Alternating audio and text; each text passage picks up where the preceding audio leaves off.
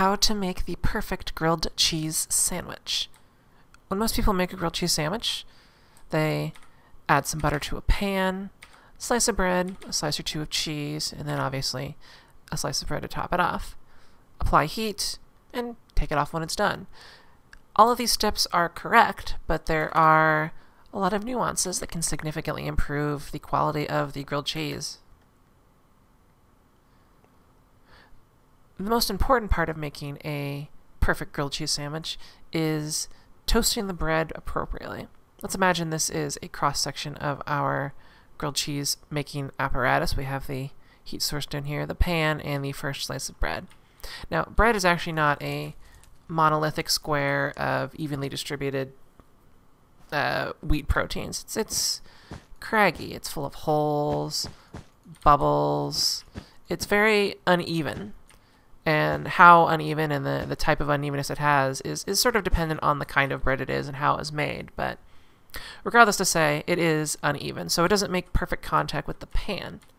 Now, these air gaps will transfer significantly less heat than the components that are directly in contact with the pan. So these will end up browning a lot faster, and in some cases even burning. But when you simply put bread in a pan, you really only get the superficial toasting. Now, almost every grilled cheese recipe calls for butter to be used, and what butter does is it sort of fills in a lot of these cracks and will conduct heat into deeper parts of the bread, allowing it to toast a little bit deeper. And obviously the color gradients would change depending on how far away it is from the heat source and the exact location of the butter. Actually, let me fill this in a little more. And let me expand this out a little bit so it is a little more obvious. The first big caveat that people run into is actually using too much heat.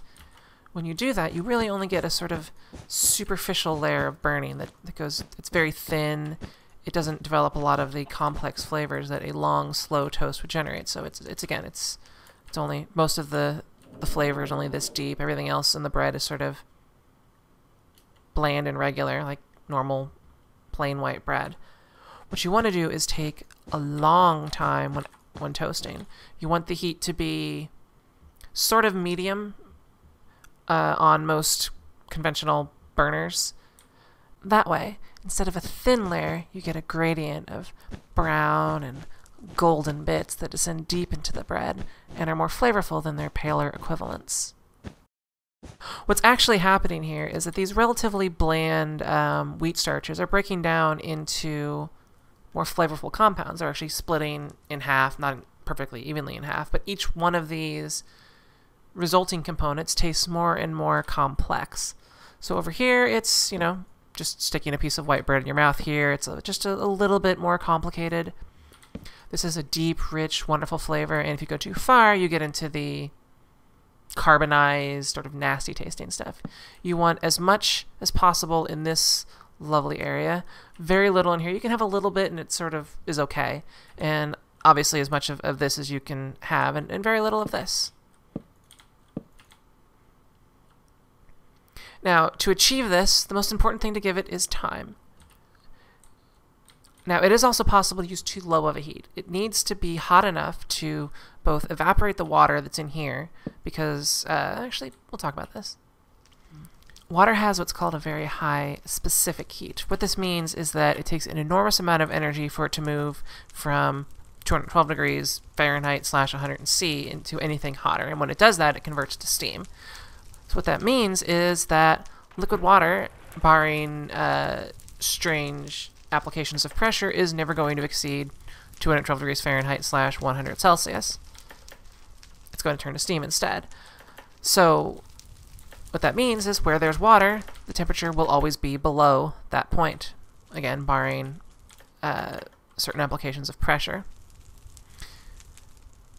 That means that to exceed that, you need to get rid of enough of the water. And by enough of, I mean there is still technically water up here in the bread, but a lot of the water has been boiled off in the parts of the bread that is continuing to brown. To actually reach these stages of browning, though, you need to hit, let's get a sign here, nice lovely sign. This stuff doesn't start to happen until 330 Fahrenheit slash, what's that, 165 C? So you need to reach this temperature. So if your heat is too low, you're never going to boil off the water, which is never going to allow you to toast the bread.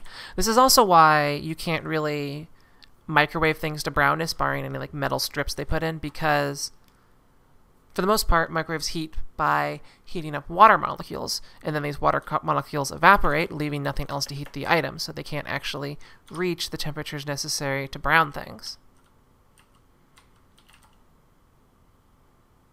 So again, if you want a beautiful, complex, crisp exterior on your grilled cheese, give it a lot of time.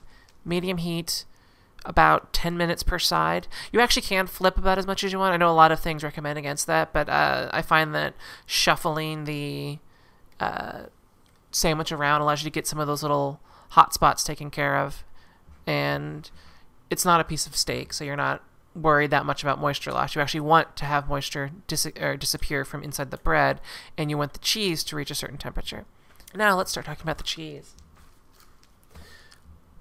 Cheese choice is very important when making your grilled cheese sandwich. You actually want a very high moisture cheese that is good at melting. There are a lot of factors that affect meltability, but nothing more than the actual amount of moisture in the cheese. A lot of the drier cheeses, once they reach a certain point, start to sweat oil, and it's kind of grody. And they never really reach that. They never turn into a luscious river of cheesy lava. They remain a little bit chewy and plasticky and not gooey. This is why, in America at least, American cheese, which is a fairly simple processed cheese, is traditional. It doesn't really have much flavor, but it is reasonably salty, and it is extremely melty. But back to heat and time. Another advantage of the slow heat application is that you give time for all this cheese to melt. If you just do it at a very high speed, you end up with a lot of nasty cold cheese that is just straight out of the refrigerator. By giving it time, you allow these changes to happen. The first thing that happens is that once it hits, I believe, 90 degrees Fahrenheit, the milk fat starts to melt, and it becomes a little bit more pliable and a little plasticky, but it's still okay. Then, as the temperature increases, and the temperature it needs to increase to reach this state is dependent on the type of cheese, it starts to become this flowy, cheesy liquid that is the state that you want it to be in. With American cheese, I believe this happens around like 125 or 130. But for cheeses like cheddar and Swiss, it ends up being closer to 150. And they're never going to flow as well because they don't have as much moisture. So to recap, what you need is butter to help conduct heat into the piece of bread. You need time at a medium heat so that the wheat starches can be converted into more flavorful compounds. And you need to choose a high moisture, melty sort of cheese to create that luscious flow of cheesy lava. I hope everyone has a delicious next meal, and I will see you later.